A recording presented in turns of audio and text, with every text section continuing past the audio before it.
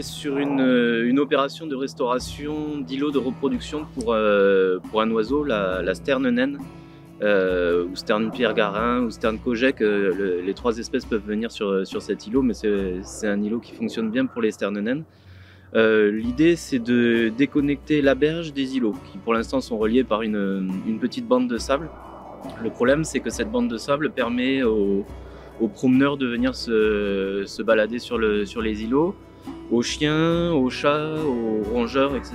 Le problème, c'est que quand on a des poussins ou des œufs ou la colonie qui est en train de couver, ça crée du dérangement. Et si les oiseaux sont dérangés, ils s'envolent et ils laissent les poussins ou les œufs en plein soleil, ce qui conduit à une mortalité. Donc là, on déconnecte la berge de l'île pour éviter tous ces dérangements et permettre à ces espèces de se reproduire. Il se trouve que c'est le seul site fonctionnel de reproduction, notamment pour la sterne naine, au niveau de l'étang.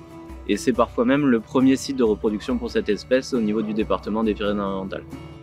On a un îlot tout à fait typique pour cette espèce, qui est vraiment au ras de l'eau, en sable coquillé, avec assez peu de végétation, assez peu de dérangement par le goéland aussi. Les oiseaux font des nids et des petites dépressions dans le sable où elles mettent 3 œufs qui ressemblent vraiment à du sable. Il y a un aspect de mimétisme qui est très important. Elles couvrent les œufs pendant le début de l'été. Et nous, on communique sur cet aspect-là. Donc les planchistes, les kitesurfers, les pêcheurs nous aident beaucoup parce qu'ils relaient l'information. En fait, c'est eux qui, pendant la saison touristique, sont présents et relaient l'information auprès des promeneurs.